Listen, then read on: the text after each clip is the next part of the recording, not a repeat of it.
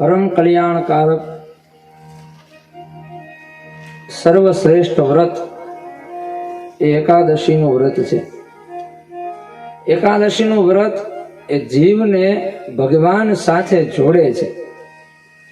ભગવાન સાથે જે જોડાણ કરાવે એ વ્રત એ એકાદશીનું વ્રત છે.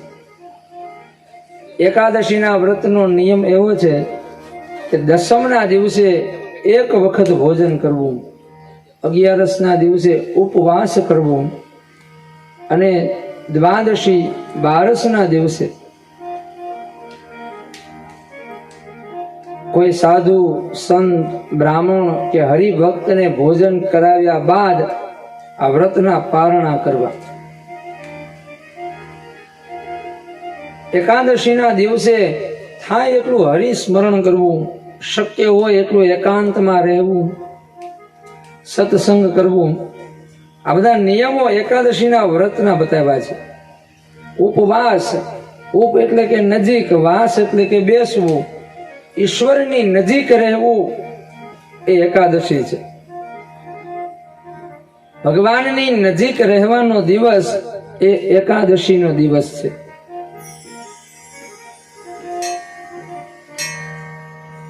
અને માટે એક અદ્ભુત કથા બતાવી છે કે આ એકાદશીનું વ્રત આ જગતમાં કોણે કર્યું, એને શું ફળ મળ્યું, અને આ કથાના માધ્યમથી એકાદશીના વ્રતનો મહિમા સમજાવ્યો છે. આ વ્રત કથા સાંભળવાથી આપણને ઈશ્વર તરફ દ્રઢ ભરોસો થાય છે. રાજા અમરીશની કથા. રાજા અમરીશ એને એકાદશીનું વ્રત કર્યું છે.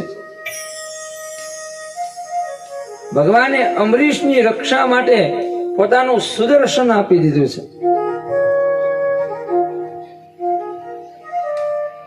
કહે છે કે દસમના દિવસે રાજા અમરીશ પોતાનો મહેલ છોડી અને વનમાં જતા રહે અને ત્યાં એકાંતમાં બેસી અને હરિભજન કરે, હરિસ્મરણ કરે. દ્વાદશીના દિવસે કોઈ બ્રાહ્મણને ભોજન કરાવ્યા બાદ પોતાના મહેલમાં આવે. આ સમય દરમિયાન સ્વયં ઠાકોરજી આ અમરીશનું રૂપ લઈ અને એના રાજ્યનું રક્ષણ કરે. આવો મહિમા છે એકાદશીના વ્રતનો. એક સમયે અમરીશ એકાદશીના દિવસે વનમાં આવ્યા છે.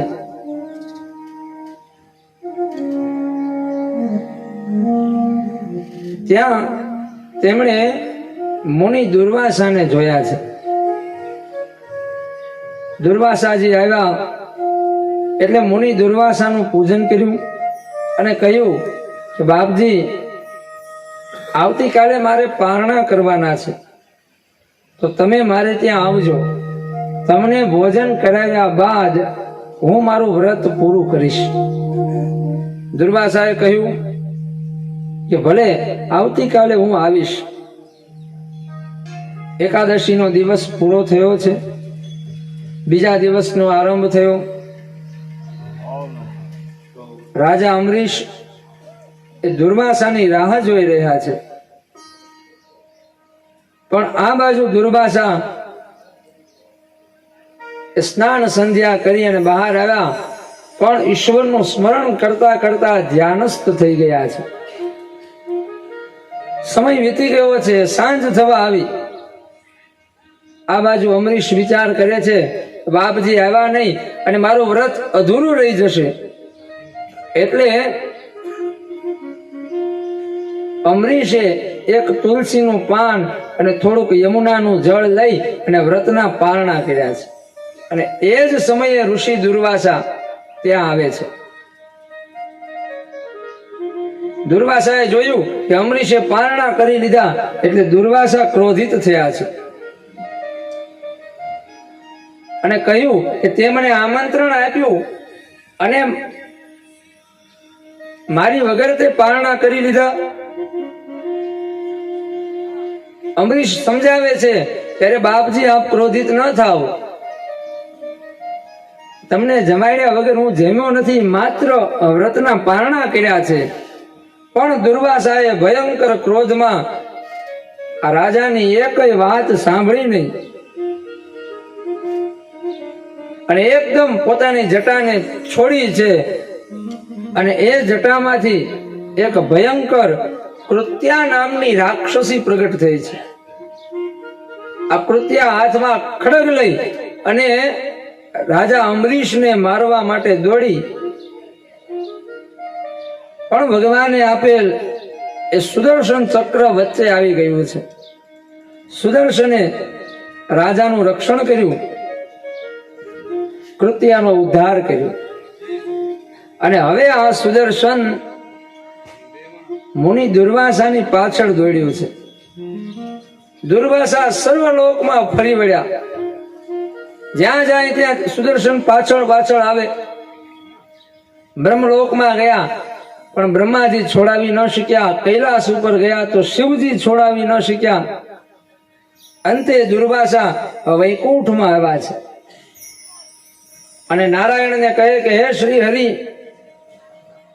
આ તમારું સુદર્શન ચક્ર મને મારવા માટે મારી પાછળ પાછળ દોડે છે. આમ ભ્રમણ કરતા કરતા હું 1 વર્ષથી ભટક્યા રાખું છું, તો આ તમારા સુદર્શન ચક્રને પાછું વાળી લો. ત્યારે ભગવાન શ્રી હરિ કહે છે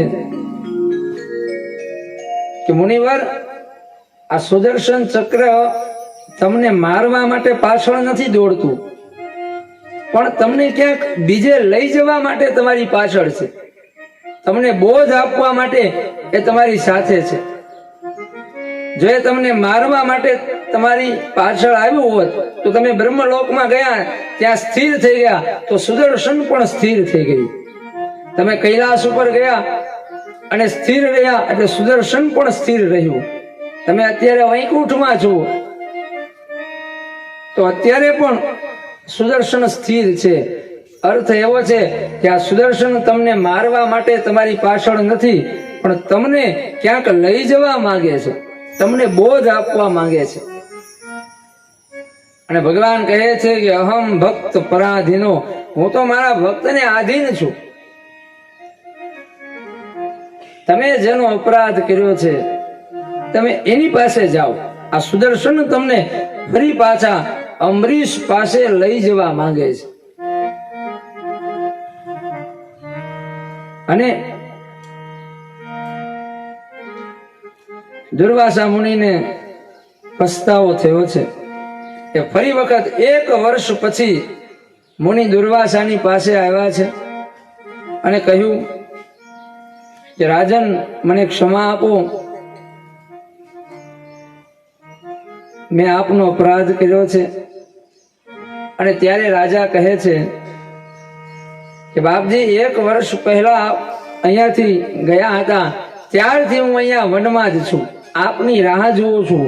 મેં આજ દિવસ સુધી હજી અન્નનો દાણો મુખમાં મૂક્યો નથી, હજુ પણ મારે ઉપવાસ છે.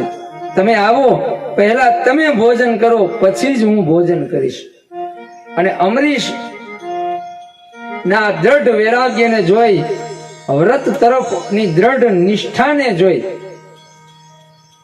અને દુર્વાસા પ્રસન્ન થયા છે.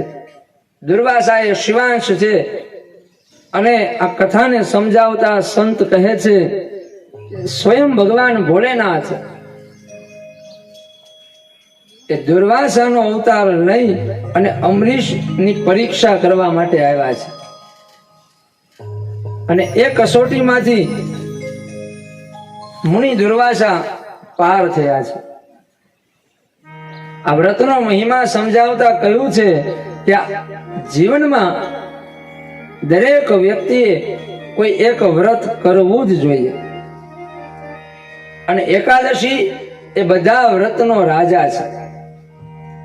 તમે તમારા જીવનની અંદર શિવરાત્રીનું વ્રત કરો, નવરાત્રીનું વ્રત કરો, પણ જ્યાં સુધી એકાદશીનું વ્રત નથી કર્યું ત્યાં સુધી આગળ કરેલા બધાય વ્રતનું પૂરેપૂરું ફળ મળતું નથી.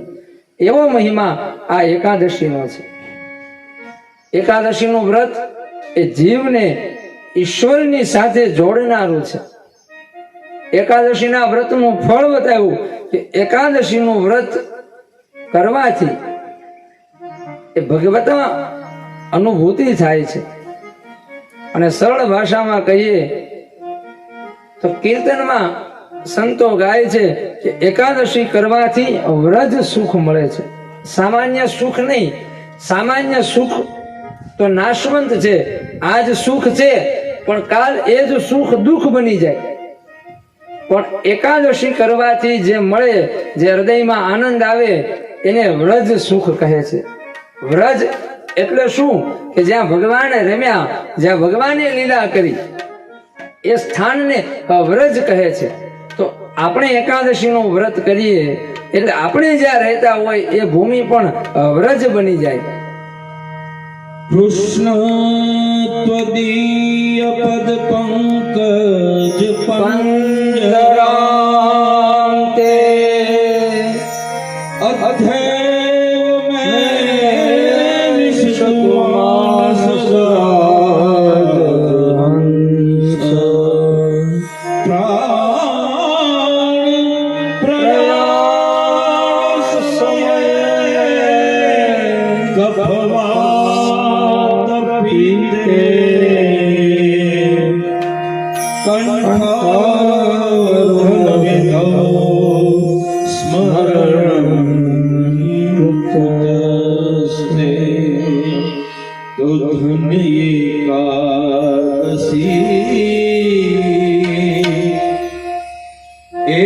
એકાદશી કરીએ તો વ્રજ સુખ પામીએ. ધન્ય એકાદશી, એકાદશી કરીએ તો વ્રજ સુખ પામીએ. મને એકાદશી વ્રત કરવું છે, મારે એકાદશીનું વ્રત કરવું છે. મારે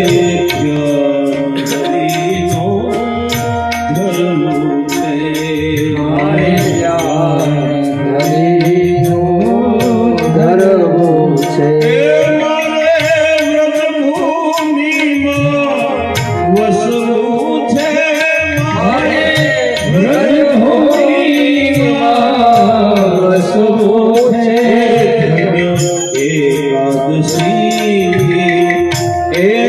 ધરવું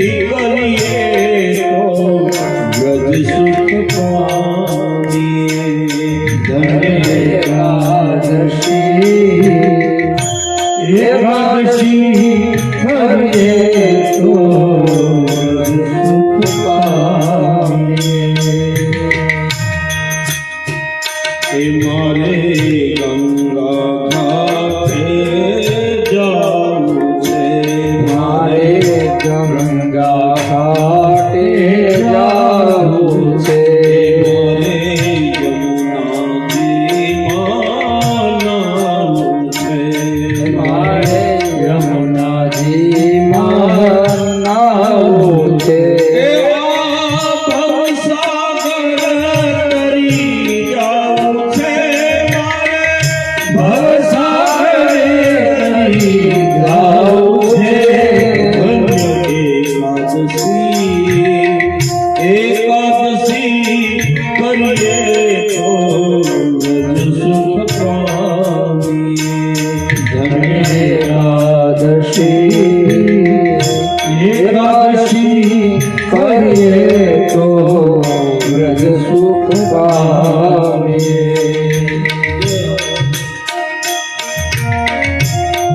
એકાદશી એ વ્રતનો રાજા છે.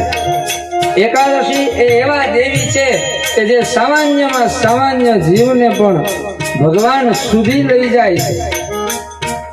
દરેક વ્યક્તિના જીવનની અંદર એક વ્રત હોવું જોઈએ. દરેક વ્યક્તિના જીવનમાં એક સદગ્રંથ હોવો જોઈએ. દરેક વ્યક્તિના જીવનમાં એક ગુરુ હોવો જોઈએ. દરેક વ્યક્તિના જીવનમાં એક પંથ હોવો જોઈએ. દરેક વ્યક્તિના જીવનમાં એક કંથ હોવો જોઈએ. દરેક વ્યક્તિના જીવનમાં એક આધાર હોવો જોઈએ. કે જેના આધારે જીવન જીવી શકાય.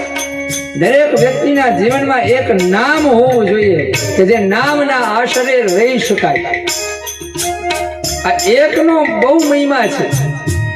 એક સાજે સબ સજે અને સબ સજે સબ જાય. જેણે પોતાના જીવનમાં આ એકને સાધી લીધો એને બધું મળ્યું. અને માટે તો એકાદશીના વ્રતનું ફળ બતાવતા કહે છે કે વ્યક્તિ જીવનમાં બીજું કશું ન કરે અને ખાલી એક એકાદશીનું વ્રત કરે એટલે એને આ એક એકાદશીના વ્રતથી બધું મળી જાય.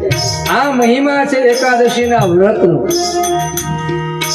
મારે દ્વારિકા પૂરી જાવું છે, મારે દ્વારિકા પૂરી જાવું છે,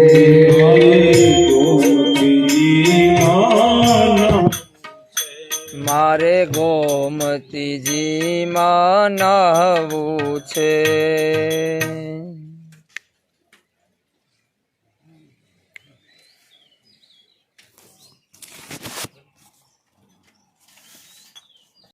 ધન્ય એકાદશી, એકાદશી કરીએ તો વ્રજ સુખ પામીએ. ધન્ય એકાદશી, એકાદશી કરીએ તો વ્રજ સુખ પામીએ. મારે દ્વારકા પુરીમાં જાવું છે, મારે દ્વારિકા પૂરીમાં જાવું છે. મારે ગોમતીજીમાં નહાવું છે, મારે ગોમતીજીમાં નહાવું છે. મારે રણછોડરાઈ રખવા છે, મારે રણછોડરાઈ નિરખવા છે. એકાદશી કરીએ તો વ્રજ સુખ પામીએ. ધન્ય એકાદશી, એકાદશી કરીએ તો વ્રજ સુખ પામીએ. આ એકાદશીના વ્રતની કથાનો મર્મ એવો બતાવ્યો છે કે સ્વયં ભગવાન ભોલેનાથ શિવજી એ હરિભક્ત છે અને શ્રી હરિ એ શિવ ભક્ત છે. એટલે એકાદશીનું વ્રત કરીએ એટલે હરિ અને હર બંનેની કૃપાનો અનુભવ થાય. શિવજીને પણ એકાદશીનું વ્રત પ્રિય છે, શ્રી હરિને એકાદશીનું વ્રત પ્રિય છે. અને દેવી ભાગવત કહે છે કે એકાદશી એ દેવી છે. આ દેવી કે જે હરિ અને હરની કૃપા નો અનુભવ સામાન્યમાં સામાન્ય જીવને કરાવે છે એ દેવી એ એકાદશી નામના દેવી છે. જેણે એકાદશીના વ્રત કીધા છે, જેણે એકાદશીના વ્રત કીધા છે, જેણે પાંચ પદાર્થ સીધ્યા છે, જેણે પાંચ પદાર્થ સીધ્યા છે, પ્રભુના પોતાના કરી લીધા છે, પ્રભુએ પોતાના કરી લીધા છે. એકાદશી કરીએ તો વ્રજ સુખ પામીએ. એકાદશી કરીએ તો વ્રજ સુખ પામીએ. કોઈ 12 માસ કરે એકાદશી, કોઈ 12 માસ કરે એકાદશી, એના અંતરમાં વસે અવિનાશી, એના અંતરમાં વસે અવિનાશી. નહીં કરે તે દાસે હાથ ઘસી, નહીં કરે તે દાસે હાથ ઘસી. એકાદશી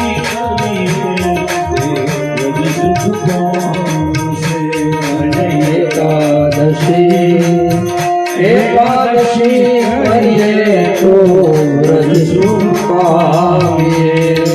વ્રજ સુખ પામીએ.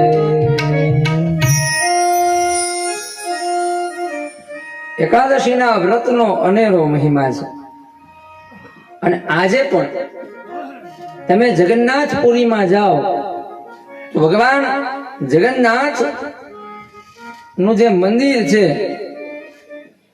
એ મંદિરની બાજુમાં એક નાનું એવું એક દેવીનું મંદિર છે. આ દેવી કોણ છે? આ દેવી એ એકાદશી દેવી છે. એકાદશી દેવી એ જગન્નાથની બરાબર નજીક બિરાજમાન છે. એ અનાથના નાથ, એ જગતના નાથ, એ ભગવાન શ્રી હરિને એકાદશી બહુ વાલા છે.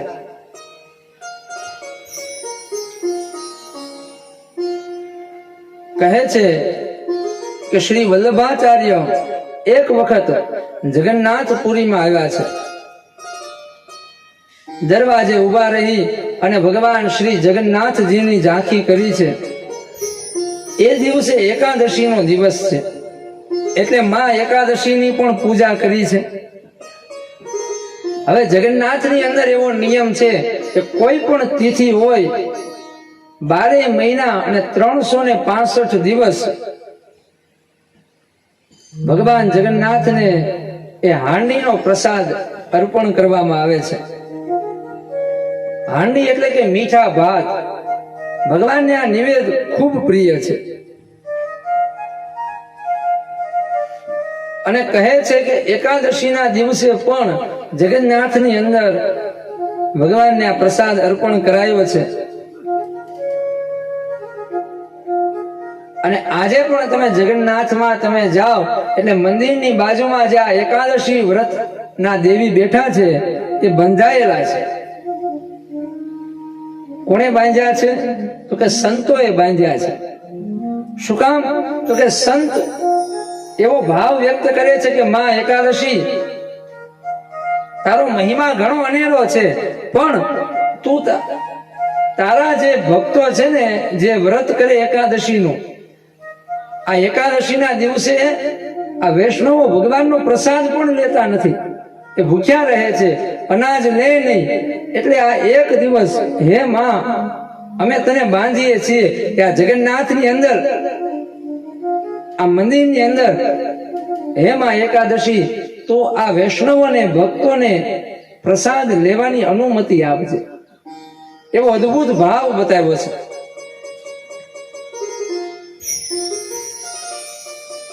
વલ્લભાચાર્યએ વિચાર કર્યો કે આજે 11 છે એટલે મારે અનાજ તો લેવાય નહીં, પણ શું કરવું? સાંજના સમયે હાથમાં હાંડીનો પ્રસાદ છે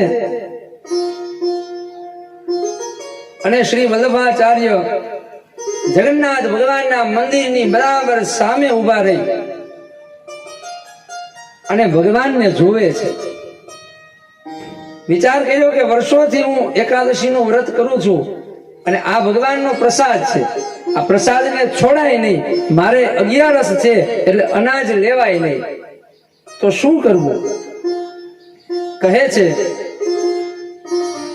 કે ત્યારે શ્રી વલ્લભાચાર્ય ભગવાન જગન્નાથના મંદિરની બહાર ઉભા રહી અને ભગવાનનું કીર્તન કર્યું છે. આખી રાત ભગવાન જગન્નાથને જોયા કર્યા. એ મંદિરની ધજાના દર્શન કરે, નભમંડળના દર્શન કરે, ચારે બાજુ બેઠેલા સંતોને જોવે અને ભગવાનનું કીર્તન કરે રાખે છે. આખી રાત ભગવાન જગન્નાથનું નામ લીધે રાખ્યું અને હાથમાં એ હાંડીનો પ્રસાદ. અનાથનો નાથ મારો વાલો જગન્નાથ છે, એણે મને માયા લગાડી રે. અનાથનો નાથ મારો વાલો જગન્નાથ છે, એણે મને માયા લગાડી રે. અનાથનો નાથ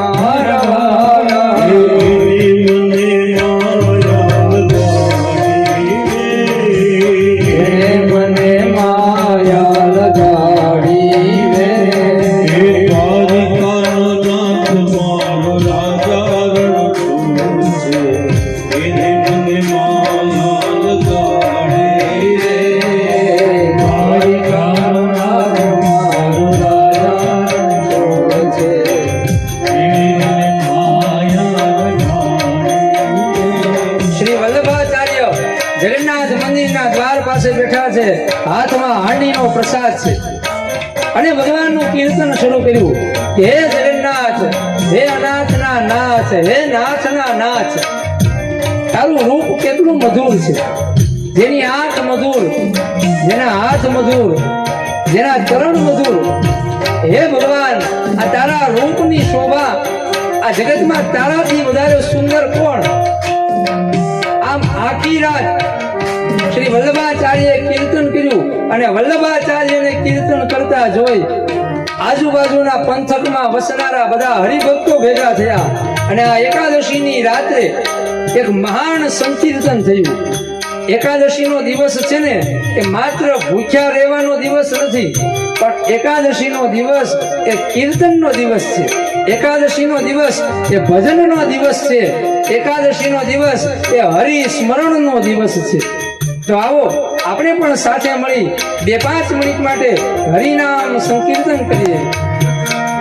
મને માયા લગાડી મારા વાલા, મને માયા લગાડી મારા વાલા, મને માયા લગાડી મારા વાલા, મને માયા લગાડી મારા વાલા.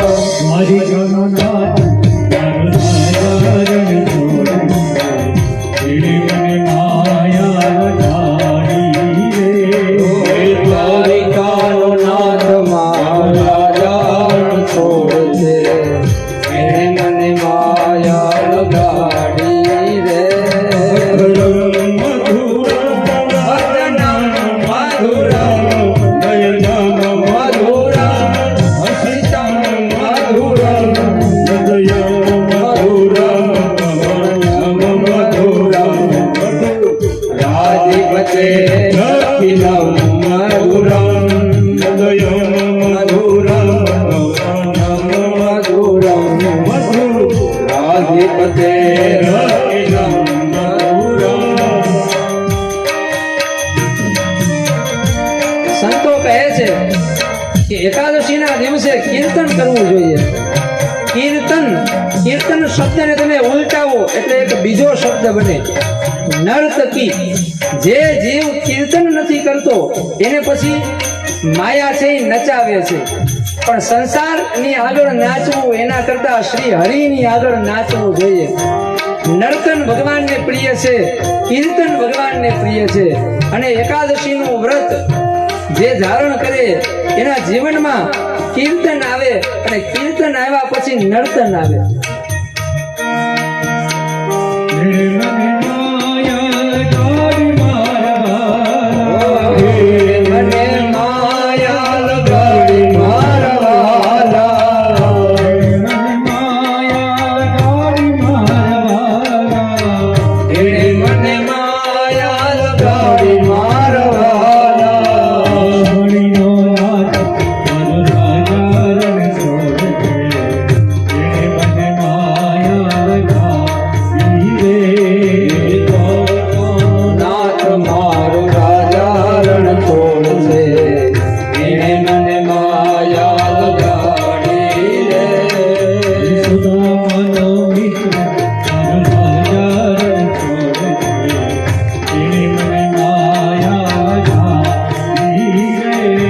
સુદામાનો મિત્ર મારો રાજા રણ છોડ છે, એણે મને માયા લગાડી રે.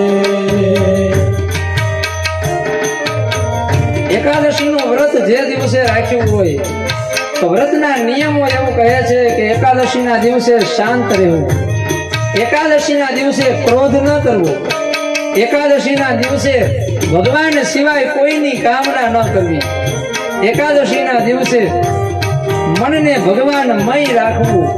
એ જ આ વ્રતનો મહિમા છે. ઠાકોરજીને 56 ભોગ ધરવામાં આવે છે. 56, 5 અને 6, 5 અને 6 થાય 11. આ 11 એ એકાદશીનો મહિમા છે. 11 ઇન્દ્રિયો છે, 5 કર્મેન્દ્રિયો, 5 જ્ઞાનેન્દ્રિયો અને 11મું મન. આ 11 ઇન્દ્રિયો ભગવાનમાં લાગેલા રહે એ દિવસને 11 નો દિવસ કહે છે. જે દિવસે 11 રસ પ્રગટ થાય છે, રસો વે સહ, એ રસરૂપ ભગવાનનો અનુભવ કરવાનો દિવસ એ 11 નો દિવસ છે. સપન શિરનો તારો ધારો રે ભૂલી જાય. સપન શિરનો તારો ધારો રે ભૂલી જાય. સપન શિરનો તારો ધારો રે ભૂલી જાય. સપન શિરીનો તારો દાદરો રે ભૂલી જવાય. રાજારણ છોડ તારું મુખડું રે ભૂલી જવાય. રાજારણ છોડ તારું મુખડું રે ભૂલી જવાય. રાજારણ છોડ તારું મુખડું રે ભૂલી જવાય. રાજારણ છોડ તારું મુખડું રે ભૂલી જવાય.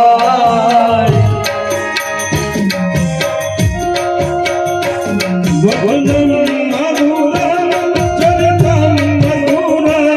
વસનમ મધુરમ વદિતમ મધુરમ ચલિતમ મધુરમ રમિતમ મધુરમ મધુ રાધિપતે રસિલમ મધુરમ. અને ભગવાને આ અમરીશની કથામાં બતાવ્યું કે અમરીશ એક દિવસ માટે 11 નું વ્રત કરે અને ભગવાન એ અમરીશનું રૂપ ધારણ કરી અને રાજમહેલમાં આવી અમરીશના રાજ્યની રક્ષા કરે. અને ભગવાને આપણને બોધ આપ્યો છે કે આપણે એક ડગલું, એક ચરણ પણ ભગવાન તરફ આગળ વધીએ. આપણે એક ડગલું ભગવાન તરફ આગળ વધીએ એટલે ભગવાન આપણી સામે 1000 ડગલા ચાલે છે. આ જીવ ખાલી એક ડગલું ચાલે. આ એક ડગલું કહ્યું તો કે આ એક વ્રત. આપણે માત્ર 11 નું વ્રત કરીએ એટલે ભગવાન આપણા બધા અધૂરા કામ પૂરા કરે. અને સંતોએ કહ્યું છે કે હરિને ભજતા હજી કોઈની લાજ જતા નથી જાણી રે. જેણે હરિને ભજ્યા, જેણે વ્રત કર્યા, એની લાજ ભગવાન ન લૂંટાવા દે. જે ભગવાનનું ધ્યાન કરે પછી ભગવાન એનું ધ્યાન રાખે. આ વ્રતનો મહિમા છે. તમે મને માયા ઘડી મરવાલા. તમે મને માયા દાડી મારવાલા. તમે મને માયા ઘડી રે. તમે મને માયા લગાડી રે. આયો લગવાળ મારું રાજારણ છોડે. એને મને માયા માયા લગાડી રે. આયો નવગોવાળ મારો રાજારણ છોડ છે. એણે મને માયા લગાડી રે. મારી કાળોનાથી મારું રાજારણ છોડશે. એને મને માયા લગાડી રે. દ્વારિકાનો નાથ મારો રાજારણ છોડ છે. એને મને માયા લગાડી રે.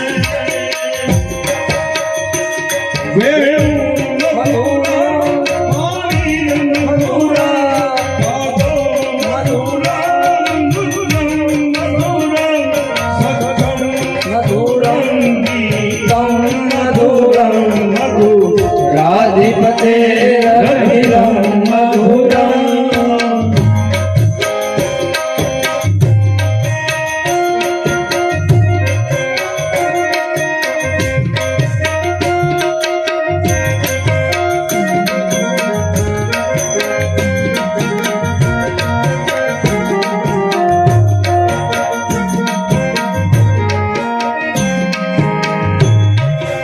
પરમાત્માએ અમરીશના એ ચરિત્ર વડે બતાવ્યું કે હું પણ સ્વતંત્ર નથી, હું મારા ભક્તને આધીન છું.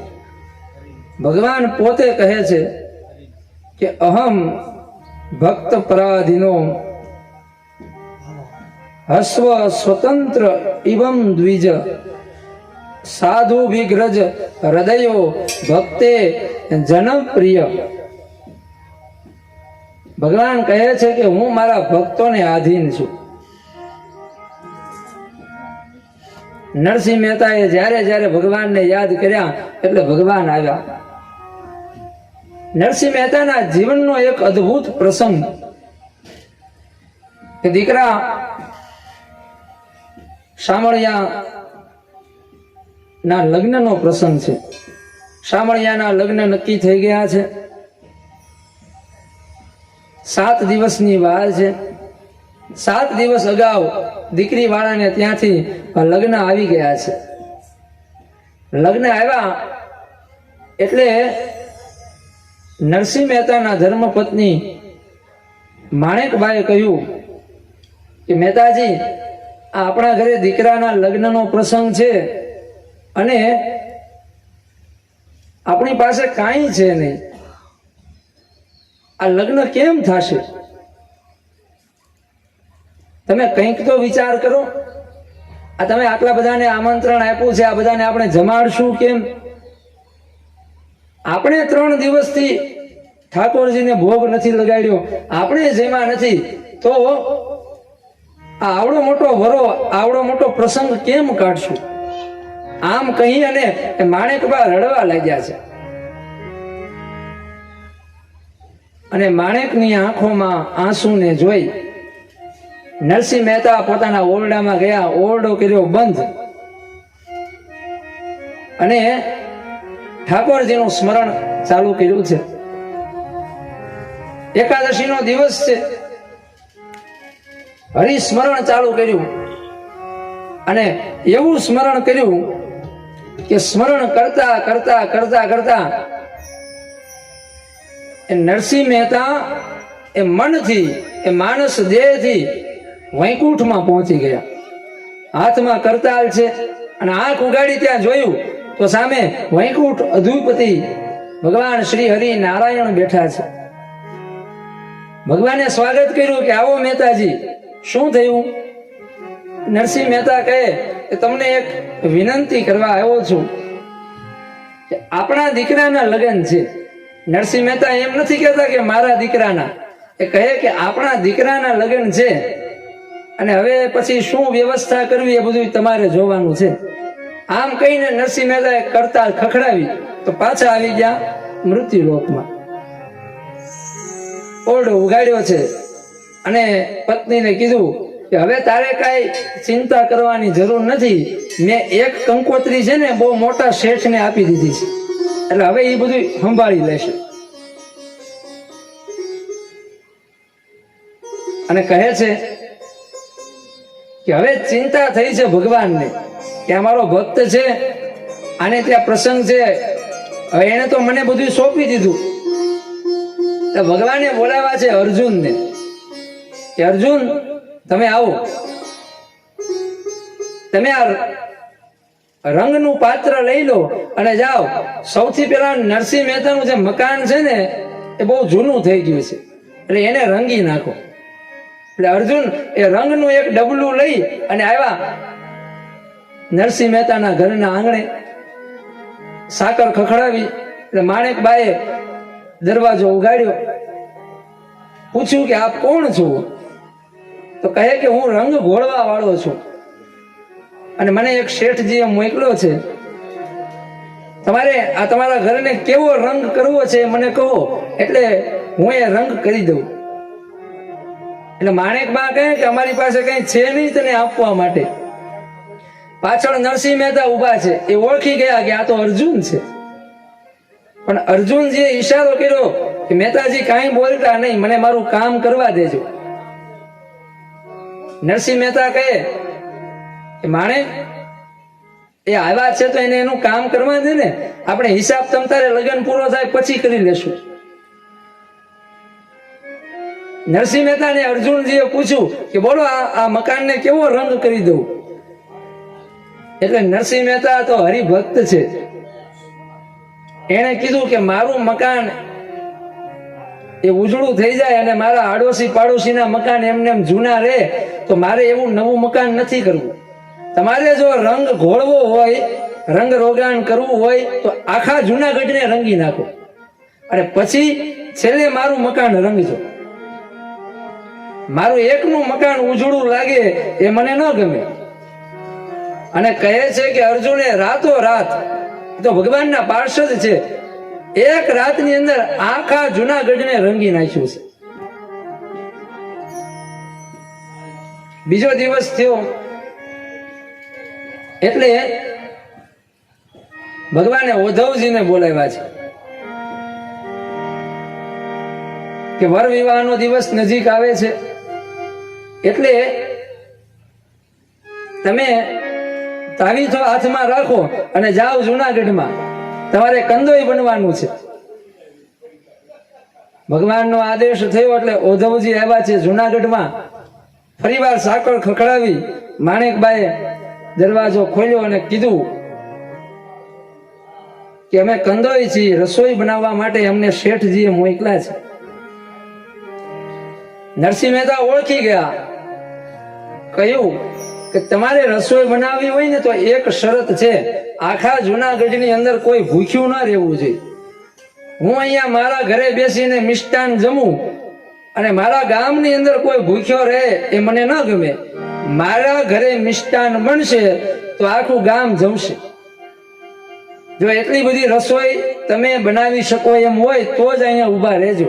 આ હરિભક્તનું ઘર છે. ઉદ્ધવજી તો ભગવાનના પાર્ષદ છે.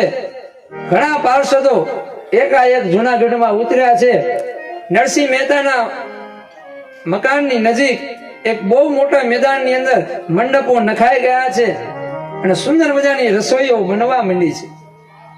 અને આ રસોઈની સુગંધ આખા જુનાગઢમાં ફરી વળી છે. જેને આમંત્રણ નહોતું એ લોકો જમવા આવી ગયા છે.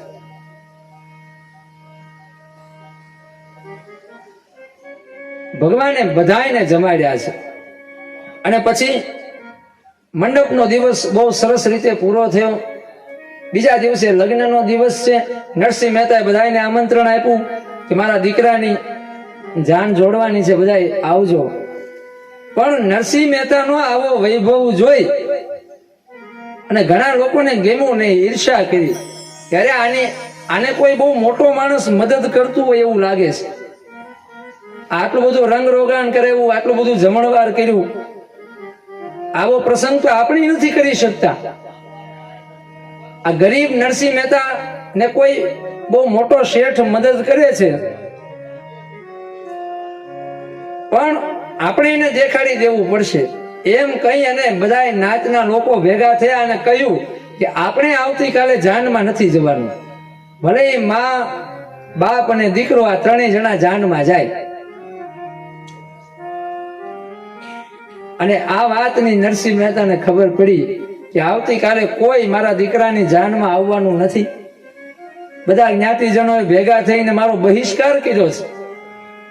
તો ફરી પાછો કેદારો ગાયો છે. ભગવાનને યાદ કર્યા છે કે હે ભગવાન, તું મારી લાજ રાખજે. મારા વેવાએ કેવડાવ્યું છે કે બહુ મોટી જાન લઈને આવવાનું છે અને હવે આખા ઘરમાં અમે મૂળ 3 જણા છીએ. અને કહે છે કે ભગવાન વૈકુંઠમાં હવે સ્વયં પોતે ઉભા થયા છે. લક્ષ્મીજીને હારે રાખ્યા છે અને વૈકુંઠ ના પાર્ષદોને સાથે રાખ્યા છે. 33 કોટી દેવતાઓને બોલાવ્યા છે કે ચાલો આપણે નરસિંહ મહેતાને ત્યાં જવાનું છે. અને સવાર થયું, પરોઢ થયું, ત્યાં તો એ વૈકુંઠ માંથી તૈયાર થઈ અને બધા દેવતાઓ માણસનું રૂપ ધારણ કરી અને આ શામળિયાની જાનમાં આવી ગયા છે.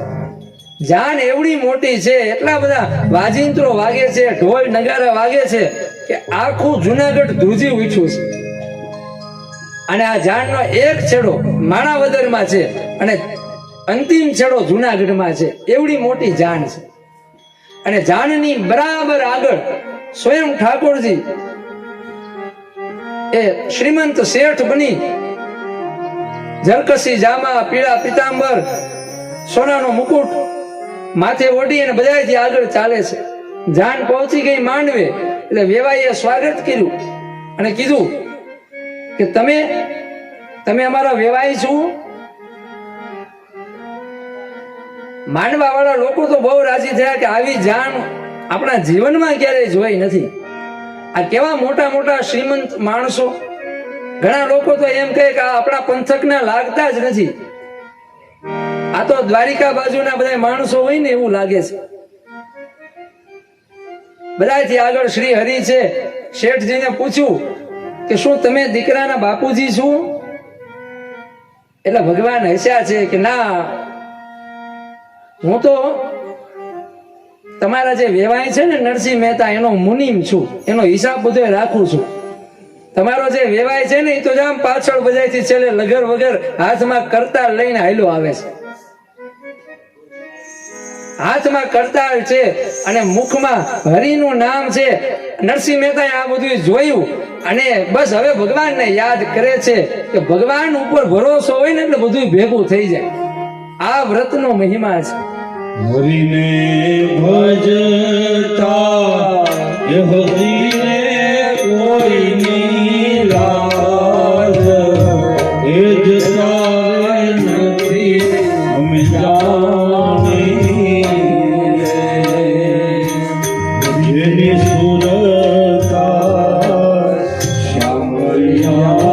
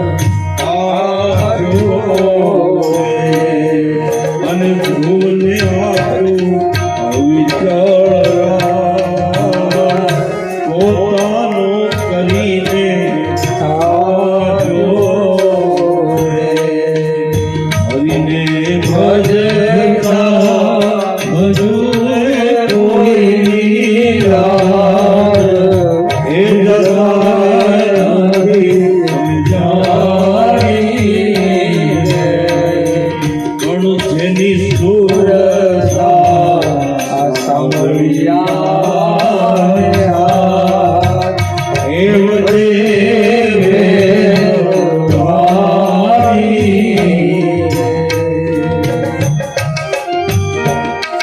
કથાનો મર્મ એવો છે કે આપણે માત્ર ભગવાન ઉપર ભરોસો રાખી અને આપણું કામ કરીએ એટલે ભગવાન છે એ બધું ભેગું કરી દે. હવે કવિઓએ કહ્યું છે કે નરસિંહ મહેતાના 52 કામ ભગવાને પૂરા કર્યા. ભગવાન આવ્યા જ હશે, આ વાત કોઈ કલ્પના નથી. ભગવાને કામ કર્યું જ હશે, પણ છતાંય તર્કથી પણ આ વાતને સમજીએ તો જેના જીવનમાં ભરોસો છે ને એનું કામ અધૂરું નથી રહેતું. એ આપણા બધાયનો અનુભવ છે કે આપણે ત્યાં દીકરા દીકરીનો લગ્ન પ્રસંગ હોય અને 6 મહિનાની વાર હોય, તારીખ નક્કી થઈ જાય એટલે મનમાં તો એક મૂંઝારો હોય કે આ બધો પ્રસંગ કેમ પૂરો થશે. મનમાં તો આપણે ભગવાનને યાદ કરીએ કે ભગવાન આ પ્રસંગ છે એ પૂરો કરી દેજે. અને પછી લગ્ન પ્રસંગ પૂરો થઈ જાય, બધા મહેમાનો આવી જાય, જમણવાર, આ બધું પ્રસંગ એકદમ શાંતિથી પૂરો થઈ જાય. પ્રસંગ પૂરો થયા પછી 5-25 દિવસ પછી કોઈ મહેમાન આપણા ઘરે આવી અને કહે કે તમે બહુ સારો પ્રસંગ કર્યો, પણ પછી આપણને ભૂલાઈ જાય કે 6 મહિના પહેલા આપણે ભગવાનને કીધું હતું. પછી આપણે એમ કહીએ કે હા થાય જ ને, અમે કેટલા પૈસા વાપર્યા, કેટલી તૈયારીઓ કરી, પણ આ આપણું અજ્ઞાન છે. બીનું પદ ચલે સુનઈ બીનું કાના. ભગવાન છે પગ વગર ચાલે છે, એ કાન વગર સાંભળે છે. આપણે ભગવાનને પ્રાર્થના કરીએ, વિનંતી કરીએ કે ભગવાન તું આટલું પૂરું કરજે, અને જો ભગવાન ઉપર આપણને ભરોસો હોય ને તો ભગવાન કોઈને કોઈ રૂપમાં આવે અને કોઈને કોઈ રૂપમાં આવી અને આપણું અધૂરું કામ પૂરું કરી દે. કે કાન વગર સાંભળવા વાળો છે, કે પગ વગર ચાલવા વાળો છે. આનન રહિત સકલ રસ ભોગી, બિનુ વાણી વક્તા બળ જોગી. ભગવાન ઈ જીભ વગર બોલે છે અને ભગવાનની વાણી ક્યાં સાંભળવા મળે તો કે આ હરિ કથા એ ભગવાનની વાણી છે. ભગવાન ઉપર ભરોસો કેમ થાય તો કે ભગવાનની કથા સાંભળો એટલે ભગવાન ઉપર ભરોસો થાય.